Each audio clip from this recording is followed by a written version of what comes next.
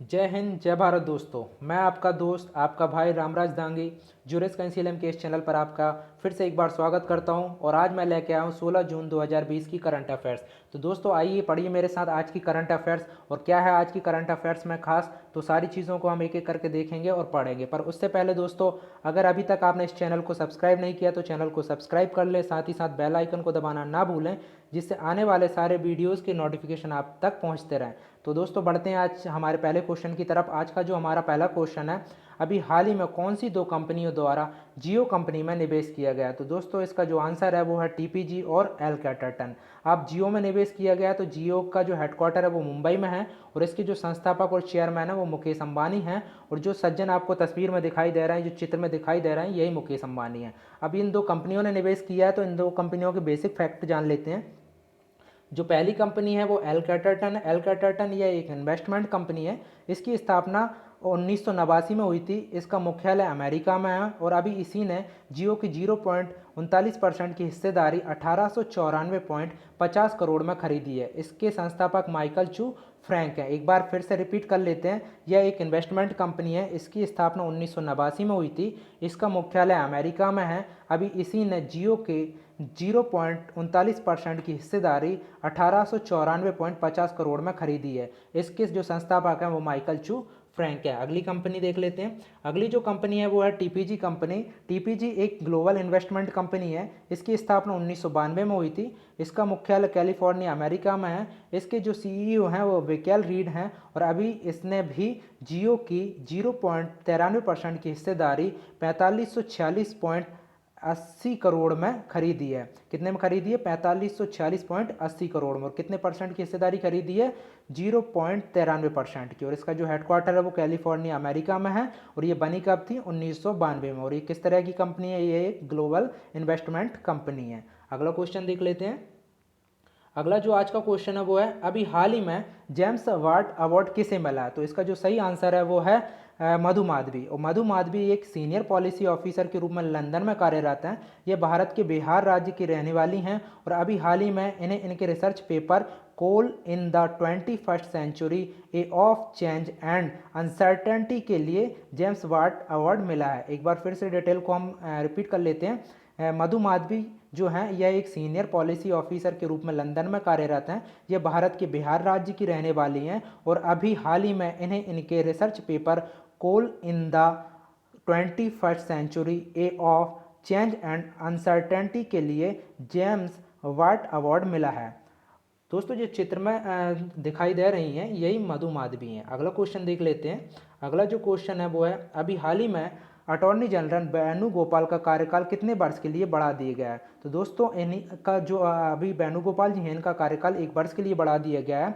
के Venugopal supreme court में भारत सरकार द्वारा नियुक्त अटॉर्नी जनरल हैं और इनका कार्यकाल कोरोना वायरस के कारण अभी 1 वर्ष के लिए और बढ़ा दिया गया है। अब बात जब सुप्रीम कोर्ट की है, तो सुप्रीम कोर्ट भारत का सर्वोच्च न्यायालय है और इसके जो चीफ जस्टिस ऑफ इंडिया हैं वो श्री अरविंद कुमार बोबड़े साहब हैं। और जो इसकी स्थापना हुई थी वो 26 जनवरी 1950 को हुई थी। और वर्तमान में सुप्रीम कोर्ट में 34 न्यायाधीश पदस्थ हैं। मतलब चीफ जस्टिस ऑफ इंडिया को मिलाकर कुल 34 जजों की संख्या सुप्रीम कोर्ट में है।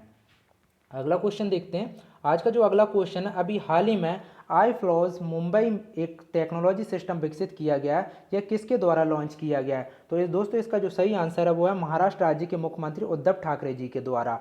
अब बात जब इस टेक्नोलॉजी की है तो इसके बारे में जान लेते हैं ये सिस्टम क्या है। जो ये सिस्टम है ये महाराष्ट्र सरकार द्वारा अभी हाल ही में आई फॉलोअर्स मुंबई सिस्टम लॉन्च किया गया है, जिसका उद्देश्य बाढ़ के बारे में चेतावनी देना है। मुंबई अब चेन्नई के बाद दूसरा ऐसा राज्य बन गया है जिसके लिए सिस्टम टेक्नोलॉजी बनाई गई। इसे पृथ्वी और विज्ञान मंत्रालय द्वारा मुंबई निगम कॉरपोरेशन की मदद से तैयार किया गया है। इसमें 8 मॉड्यूल है। एक बार डिटेल को फिर से रिपीट कर लेते हैं दोस्तों। महाराष्ट्र सरकार द्वारा अभी हाल ही में आई फ्लॉज मुंबई सिस्टम को लॉन्च किया गया है, जिसका उद्देश्य बाढ़ के बारे में चेतावनी देना है। मुंबई अब चेन्नई के बाद दूसरा ऐसा शहर बन गया है जिसके लिए सिस्टम टेक्नोलॉजी बनाई गई है। इसे पृथ्वी और विज्ञान मंत्रालय द्वारा मुंबई निगम कॉरपोरेशन की मदद से तैयार किया गया है। इसमें 8 मॉड्यूल हैं। अगला क्वेश्चन देखते हैं। आज का जो अगला क्वेश्चन है हमारा वो है, अभी हाल ही में किसान मित्र क्लब योजना कहाँ लॉन्च की गई है? तो इसका जो सही आंसर है वो है हरियाणा राज्य। अब की ये योजना क्यों लॉन्च की गई, इसका उद्देश्य क्या है? तो दोस्तों इसका जो उद्देश्य है वो किसानों तक जानकारी पहुंचाना है, उन्हें शिक्षित करना है, उन्हें बीज और खाद और की क्वालिटी के बारे में जानकारी देना है, उन्हें मशीनी टेक्नोलॉजी की जानकारी देना है। इसका उद्देश्य, क्योंकि इसका जो उद्देश्य है, मेन उद्देश्य है वो है किसानों की उत्पादकता को बढ़ाना। अब किसानों को ज़्यादा से ज़्यादा जानकारी उन तक पहुंचाना ही किसान मित्र क्लब योजना का उद्देश्य है। अगला क्वेश्चन देखते हैं, अभी किस राज्य की पुलिस द्वारा मास्क न लगाने के कारण 1 करोड़ रुपए चालान के द्वारा एकत्रित किए गए हैं? तो दोस्तों इसका जो सही आंसर है वो है उड़ीसा राज्य। और यहाँ के जो मुख्यमंत्री हैं नवीन पटनायक, इन्होंने 9 अप्रैल को मास्क लगाना उड़ीसा में मैंडेटरी कर दिया गया था, और ठीक है, और उसी के बाद ये कार्रवाई की गई है, और उसी के बाद 1 करोड़ रुपए चालान के रूप में उड़ीसा की जो पुलिस द्वारा है वो वसूल किए गए हैं।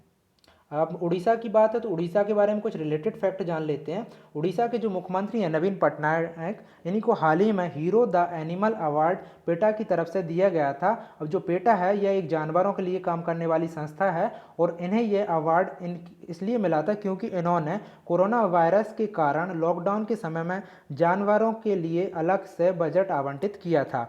अब दोस्तों बात जब उड़ीसा की है तो कुछ और फैक्ट जान लेते हैं उड़ीसा के बारे में। उड़ीसा में कोणार्क मंदिर है, उड़ीसा में ही जगन्नाथपुरी मंदिर है, उड़ीसा में ही सिमली नेशनल पार्क है, और उड़ीसा में ने ही मो जीवन मो सरकार योजनाएं चालू की हैं। अगला क्वेश्चन देखते हैं।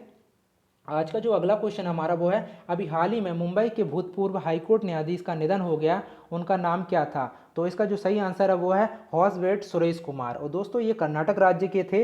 अब बात जब कर्नाटक की है तो कर्नाटक ने हाल ही में एक संशोधन को वापस ले लिया, मतलब एक कानून में संशोधन किया था जिसमें जो वर्कर है उनका वर्किंग टाइम 8 से 10 घंटे बढ़ाया गया था। उसको विरोध होने के बाद कर्नाटक सरकार द्वारा भी वापस ले लिया गया है। अगला क्वेश्चन देखते हैं आज का जो अगला क्वेश्चन है वो है, अभी हाल ही में किस पाकिस्तानी क्रिकेटर का कोरोना टेस्ट पॉजिटिव आया? तो दोस्तों इसका जो सही आंसर है वो है शाहिद अफरीदी। इसके पहले दोस्तों अभी हाल ही में पाकिस्तान के पूर्व प्रधानमंत्री यूसुफ राजा गिलानी का कोरोना टेस्ट भी पॉजिटिव आया था। अब बात जब पाकिस्तान के बारे में कुछ रिलेटेड फैक्ट जान लेते हैं।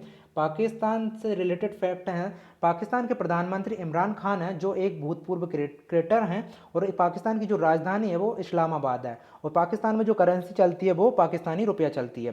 पाकिस्तान और हिंदुस्तान को विभाजित करने वाली रेखा को रेड क्लिफ कहा जाता है, और अभी हाल ही में पाकिस्तान की एक महिला क्रिकेटर सना मीर ने क्रिकेट से संन्यास ले लिया है, और अभी पाकिस्तान विश्व में ऐसा पहला देश बन गया है जिसने किसी ट्रांसजेंडर को यूएन की कमेटी में अपना रिप्रेजेंटेटिव बनाकर भेजा है। और अभी हाल ही में जो राहुल देव हैं जो एक हिंदू हैं, पाकिस्तान एयरफोर्स के पायलट बन गए हैं। अगला क्वेश्चन देखते हैं। आज का जो अगला क्वेश्चन है वो है, अभी कोरोना वायरस के इलाज के लिए भारत द्वारा बहुत से देशों में एक दवा भेजी गई, उसका नाम क्या है? तो दोस्तों इसका जो सही आंसर है वो है हाइड्रोक्सीक्लोरोक्विन। दोस्तों ये एक मलेरिया की दवा है, पर ये अभी कोरोना वायरस के इलाज में काफ़ी इफेक्टिव रही, तो बहुत सारे देशों में भारत के द्वारा ये दवाई भेजी गई, क्योंकि बहुत सारे देशों में इसका स्टॉक नहीं था, इसलिए भारत के द्वारा अभी मदद के लिए हाथ आगे बढ़ाया गया, और हाइड्रोक्सीक्लोरोक्विन दवाई को बहुत सारे देशों में भारत की तरफ से भेजा गया। अगला क्वेश्चन देखते हैं आज का जो अगला क्वेश्चन है वो है, अभी हाल ही में प्रवासी राहत मित्र ऐप किसके द्वारा लॉन्च किया गया? तो दोस्तों जो ऐप लॉन्च किया गया ये उत्तर प्रदेश के द्वारा लॉन्च किया गया है। अभी ये ऐप क्या है इसके बारे में जान लेते हैं। मुख्यमंत्री योगी आदित्यनाथ ने इस ऐप को लॉन्च किया था, और इस ऐप का जो मकसद है वो अन्य प्रदेशों से उत्तर प्रदेश में आने वाले प्रवासी नागरिकों को सरकारी योजनाओं का लाभ दिलाना, उनके स्वास्थ्य की निगरानी रखना, विशेषकर उनके कौशल के लायक भविष्य में उनकी आजीविका चलाने के लिए उनको नौकरी दिलाना ही इस ऐप का उद्देश्य। मतलब एक डेटा तैयार किया जाएगा, जो प्रवासी लोग बाहर से आए हैं उनके एक डेटा बनाया जाएगा, उस डेटा में उनके स्किल्स और उनके स्वास्थ्य से रिलेटेड सारी जानकारी और जो है वो इस ऐप के माध्यम से उनको जो उत्तर प्रदेश की सरकारी योजनाएं हैं उन योजनाओं को भी उन प्रवासी मजदूरों और प्रवासी लोगों तक इस योजना को पहुंचाना, इस ऐप के माध्यम से पहुंचाना ही इस ऐप का कार्य है। अब बात उत्तर प्रदेश की है, तो उत्तर प्रदेश के बारे में कुछ रिलेटेड फैक्ट जान लेते हैं। अभी हाल ही में उत्तर प्रदेश ने गो हत्या कानून में संशोधन किया है। उत्तर प्रदेश ने गूगल के साथ मिलकर जियो टैग कम्युनिटी किचन की शुरुआत की है। उत्तर प्रदेश में दुधवा नेशनल पार्क है। उत्तर प्रदेश में गोमती नदी है जिसके किनारे लखनऊ शहर बसा है। साथ ही उत्तर प्रदेश में गंगा, यमुना और चंबल नदी भी हैं। एक बार फिर से डिटेल को रिपीट कर लेते हैं। अभी हाल ही में उत्तर प्रदेश ने गो हत्या कानून में संशोधन किया है। उत्तर प्रदेश में गूगल के साथ मिलकर जियो टैग कम्युनिटी किचन की शुरुआत की है। उत्तर प्रदेश में दुधवा नेशनल पार्क है। उत्तर प्रदेश में गोमती नदी है जिसके किनारे लखनऊ शहर बसा है। साथ ही यहाँ पर गंगा, यमुना और चंबल नदी भी हैं। अब दोस्तों ये था आज का करंट अफेयर्स का वीडियो। अगर ये वीडियो आपको पसंद आया है तो वीडियो को शेयर करें, लाइक करें, साथ ही साथ दोस्तों चैनल को सब्सक्राइब करना ना भूलें और बेल आइकन को दबाएं जिससे आने वाले सारे वीडियोस के नोटिफिकेशन आपको टाइम पर मिलते रहें। तो आज के लिए बस इतना ही दोस्तों। जय हिंद, जय भारत। आपका दोस्त राम राजदांगी।